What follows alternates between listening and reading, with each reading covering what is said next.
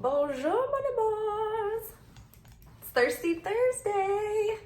We are here for our weekly romance message using the Romance Angels Oracle deck and Tarot for the Psychic Heart by John Holland. And yeah, before we get started, I guess we're going to set the intention. As always, I think that this message is less about the specifics of what we need to be doing in the outer world. It's I don't want to be sensational, and tell you who or what and where and why, but more so that we connect within and we heal the things and we, explore and discover the parts of ourselves that are blocking us from having healthy relationships and healthy perceptions and healthy boundaries. And so I'm hoping that, this is more about developing relationship wherewithal, rather than thinking of it as a predictive, thing about what's around the corner, because really what's around the corner is determined by what we're doing with our present moment. And even if we are presented new cycles in our love lives, we're not going to have a different relationship experience until we heal and come to realization the parts of our psychology and emotional body and ego and, our soul progression that we need to pay attention to and do some work with and correction and healing with. That is sabotaging our, harmonious relationships to begin with. So, you can go to a different relationship, but the thing is you're going to have the same problems that are going to crop up there, and that's for literal reasons, emotional reasons, mental reasons, physical reasons, but also spiritual and mystical reasons as well. So, until we do the work here, everything that we experience out there is just going to be a carbon copy, a Xerox of the last thing over and over and over. It's going to be like a Groundhog Day, if you will. So yeah, that's what we're doing here. We're trying to break that broken record, and get off that locked groove, so to speak. So let's begin. The first card that we pulled is getting to know each other. As you reveal your innermost selves to each other, your bond deepens. Now, let's just take a look at it this way.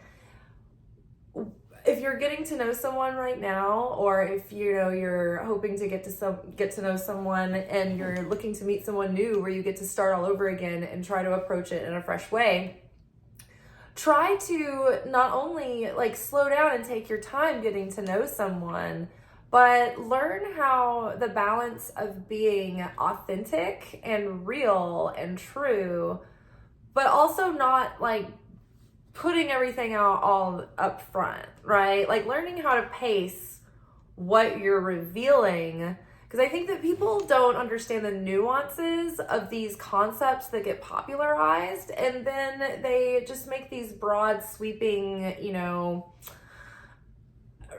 assumptions, and then they take broad action and they don't look at the nuances. And so when you're trying to be authentic in the beginning of a new acquaintance, right, and you're getting to know one another, you're going slow, it's you're not being dishonest, you're not elevating or trying to put on a facade that's not you, you're not hiding things, but you're also not over divulging right up front. You don't have to put all your cards on the table. You can be, there's balances to maintain attraction and honesty and also boundaries and just not, and then, mystique and all of that. So you can pace it, right?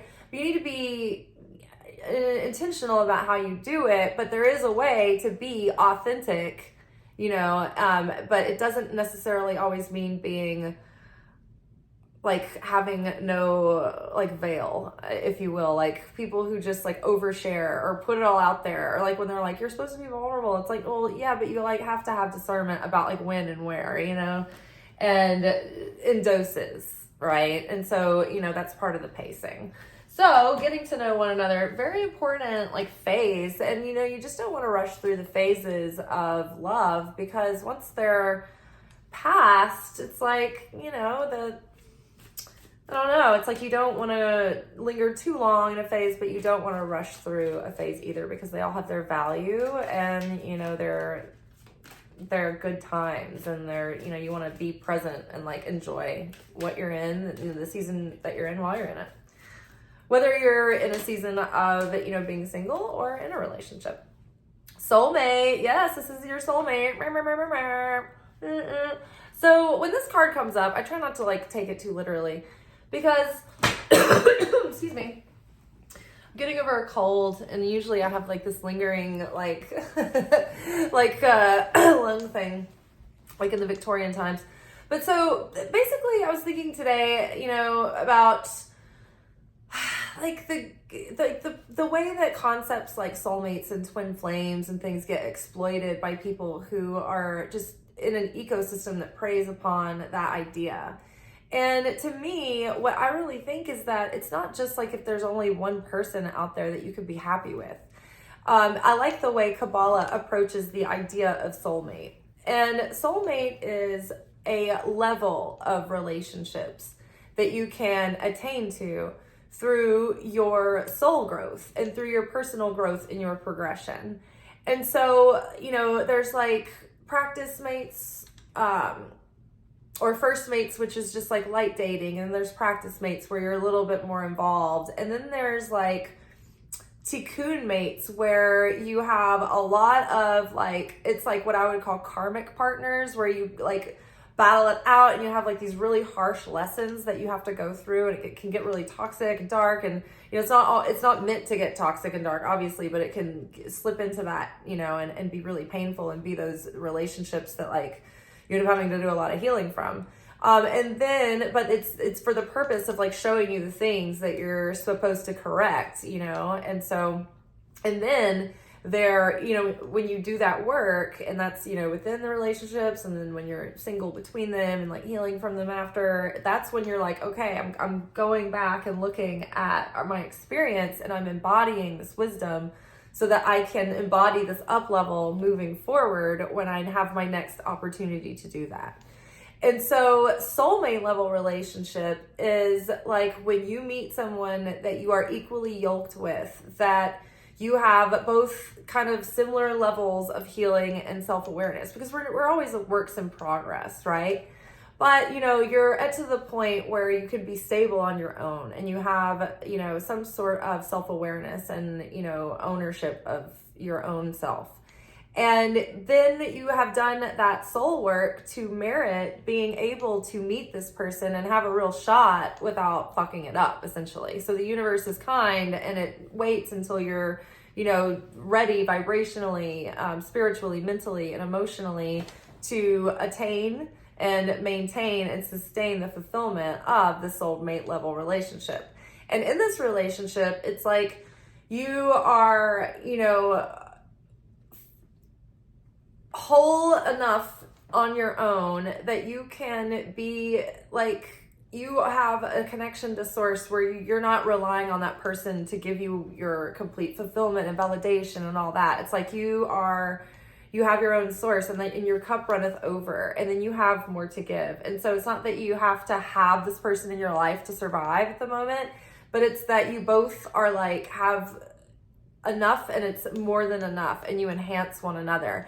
And that's, you know, when you are at that level, doesn't mean you don't need someone. Everyone has needs for a partner, right? But you're not like in a level where it's going to become like a codependent, unhealthy situation. And so it's like you're interdependent. You can rely on one another then to become more than what you were individually. And so it ends up being such a relationship that it actually not only enhances both the people in it, but also the world around them, and at large, maybe, depending on where they take it.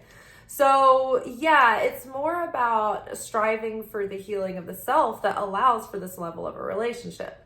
Now, if you're like sitting here and you're in a marriage and you're like, oh no, what if I'm not with my soulmate? Well, the answer in Kabbalah is that generally speaking, to some degree, the person that you're with is always there reflecting something back to you. And it could, you know, you can be working on yourself to the point that your partner can, and if you're in a certain state of surrender and you're working on yourself for the self and like also the sake of sharing, and you're really doing the work, then it's possible that your partner can have like a spontaneous sort of like awakening and have rapid growth and meet you there.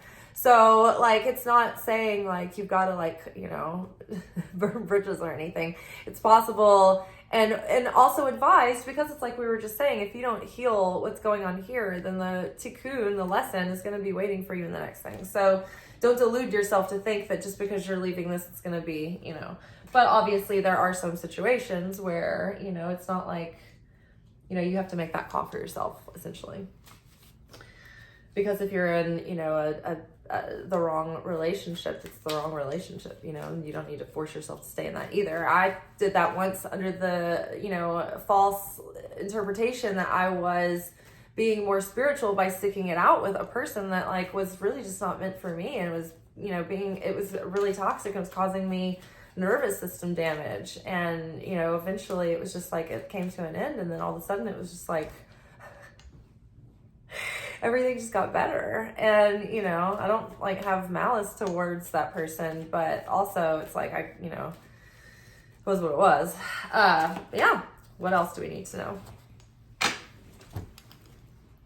All right. Engagement and deception. So your love life is ascending to a higher level of commitment. Someone is wearing a false mask in this relationship. So I think that these two cards coming out together has to do with like, if you want to have a more positive and engagement in your love life, like if you want your love life to ascend to a higher level of commitment, then you can't put a false mask on.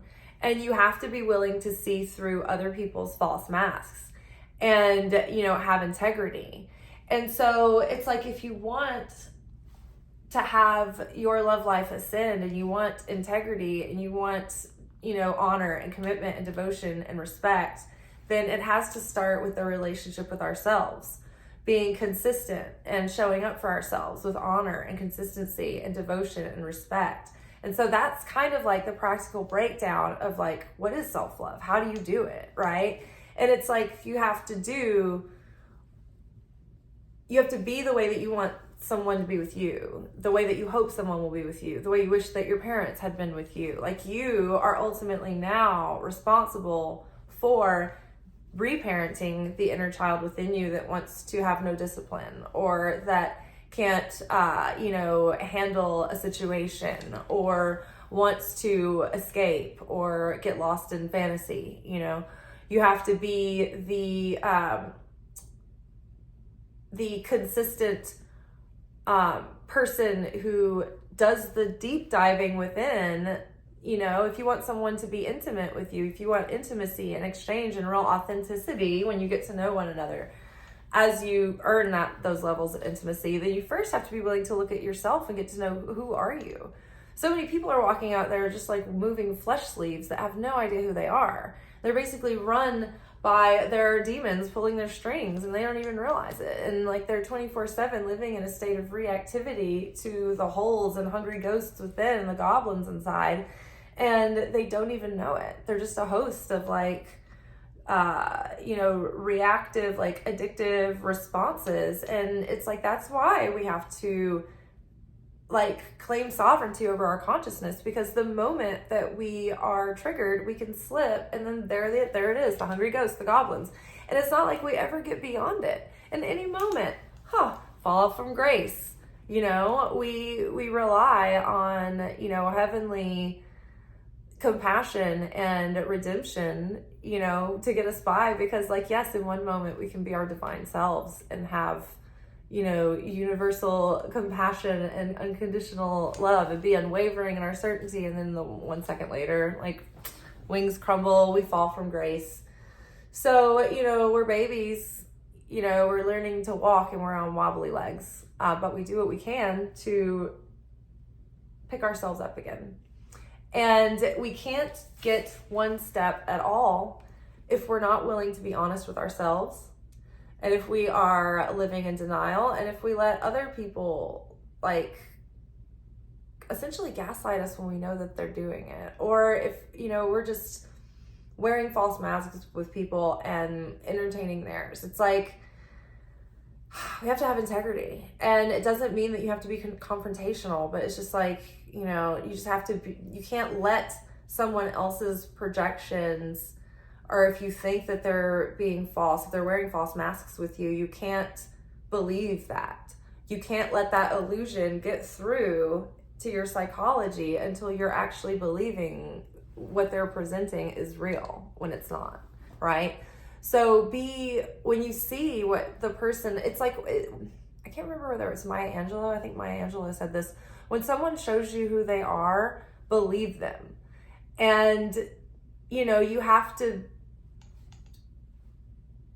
can't, you know, unsee something like that. And so, you know, that's how we start to learn to trust ourselves. It's because we understand these are the circles around me, and these are different boundaries. And these are the people who are trustworthy to get into those inner circles. And, you know, the outer boundaries are for, you know, surface level things, surface level interactions. And so part of the way that you get through the gold ropes is no deception, right? Deceptive influences you keep them at more of a distance. And that includes, you have to look at yourself and seeing where are we deceiving ourselves first and foremost, because nothing is improved in our life until we can take an honest look at it and take an honest look at ourselves. That's the scariest, you know, skeleton in the closet to look at is our part in our life. And one thing that I've always loved about Kabbalah is that you can workshop any situation that you're in, and it doesn't matter if you have been victimized or not, if it wasn't your fault or not. But at this point, you're left with it, and so it's your kind of like cross to bear to make peace with that, or reconcile that, or do what needs to be done to heal that. But it's just part of what's in your assignment, in your workbook. Let's grab a little bit more clarity from Tarot of the Psychic Heart. All right, getting to know you. Getting to know you. Okay. Joy and stability. Wow. Okay, so Four of Wands is the marriage card. And it's like, if you want to build a relationship that leads to like a long-term state of harmony and stability and commitment, then it first starts with taking your time, getting to know someone. But before you can really get to know someone, you have to get to really know yourself. So you have to first learn who you are and have the courage to even take off the false mask with yourself first, for starters. And then from there, you know, like learning the healthy pace of being able to be your authentic self, and then entering into something with authenticity, learning how to pace, getting to know someone, the real them, the real you, to create joy and stability. And so, like we said, it starts with the self first before you can even pull off or maintain joy and stability with another person, right? Because we all have our own stuff. And so we're all just ricocheting off of everybody's rough, you know, jagged edges until we take the time to self-explore and self-discover and become self-aware and start the healing process. It's like we're just at the mercy of, you know, how it goes, I guess, you know? So start with self first to establish joy and stability. All right, more clarity on soulmate relationship. What do we need to know more about this soulmate relationship that we are trying to achieve or call in? Crown chakra. So healing our connection with source, with divine, with God. And so before we can call in that soulmate, it's like we were saying, like the crown chakra is here. This is our connection to source. And so we need to establish that direct connection to the light so that we are a full and complete and solid, sturdy vessel before we, you know, look to another to fill us up, because that is unquenchable. That is immediately giving your power away. And then it's a transactional thing that creates shame and resentment and separation ultimately. So the only way to create a stable structure, foundation, is to, you know, have each, the masculine and the feminine, you know, connecting to source first before they connect to one another. And then that creates a stable base, right? So crown chakra, establish your relationship with God through daily, a couple of times a day, get together and with your higher power, with God, and pray, express yourself. I like to have a morning ritual where I take in, spiritual nourishment and sacred text, and I ponder and I reflect on that, and, I set my day and I have a prayer practice, and yeah, I set my intention of the way I want to feel through the day and like what I'm grateful for. And, it helps me have that steady source of fulfillment so that I don't feel lacking at any time, and I don't feel like I'm grasping for anything as much, because on a daily basis I have a sense of fulfillment. So there's not a sense of panic. Does that make sense? Okay. What do we need to know about engagement? 7, daydreams and decisions. This makes perfect sense. So we are in Pisces season right now, and Pisces has us doing the deep dives, and we're going like deep into our feelings, and we're having a lot of old feelings come up so that they can be looked at and dealt with and processed and purged, so that we can jump like with both feet into this like next timeline, into this big new cycle that we've been talking about for a long time.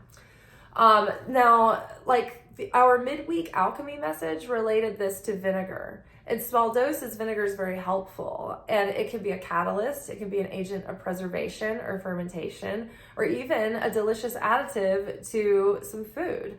But overuse can be overwhelming and can ruin something, So if you get lost in a state of dreaming of grieving, of processing, then you can just keep looping around on these like dead end cycles, and you're not moving forward.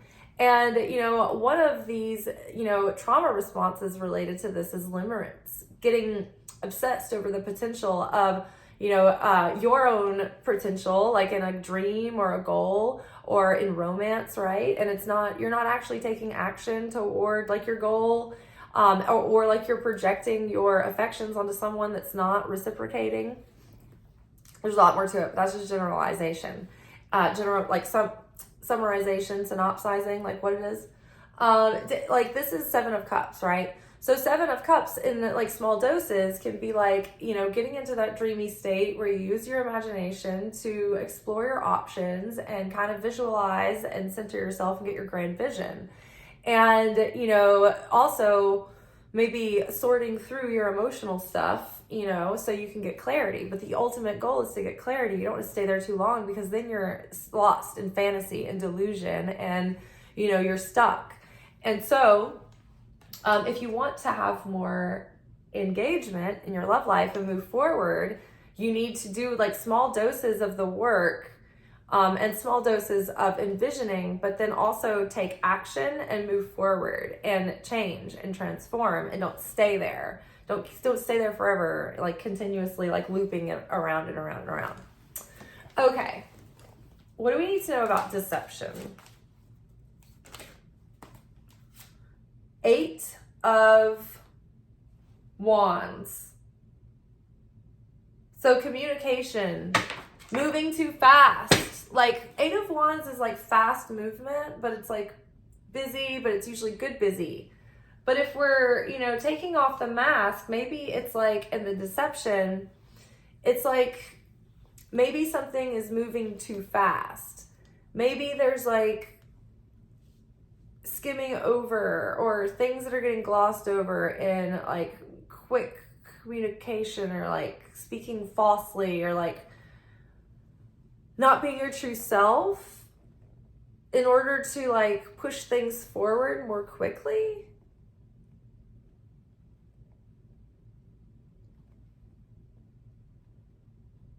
I don't want to like move through this too fast. I feel like there's like layers to this. It's like, yeah, it's like there's something about compromising or being codependent or people pleasing, even, hoping that it'll move things forward. Telling someone what they want to hear, not speaking your truth. Or maybe someone else is trying to move things forward quickly with you, and they don't want what you want. Maybe they just want the experience and they just want to date you, but you're looking for something more serious. And so that's not really in alignment with what you're looking for, because you're looking for more stability and joy and engagement and like progress and, you know, commitment. And this person maybe is like saying all the right things to move things forward, but maybe they are putting on a false mask about like who they really are, what they really want.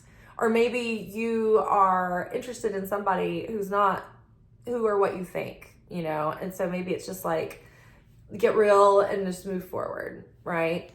It could be any number of those combinations, but use your own intuition, right? But that's just the impression I get, you know? And it's like cutting through this pattern of recognizing the people who aren't in alignment for you, and even opportunities and whatnot, like just recognizing, generally speaking, like what's not in alignment and like what's not for you, so you don't waste time on that, so that you can move forward to what really is in alignment. And the more that you have your own direct connection with source, you have more divine guidance about that. You have more intuitive like feeling and like and direction about that, and even protection around that. And if you're feeling so fulfilled like on a daily basis, it's like you're not reaching outside of yourself feeling lack anymore, that would cause you to look past when you know inside that it's like, meh, meh, meh, meh, meh. You know, this person's not who they're you know, presenting themselves to be. So just make sure that you stay on the up and ups. But that doesn't also mean that you have to like reveal everything about yourself all up front. You can, you know, just pace it out. I think I've said enough. All right. Ciao, Bellas. Peace.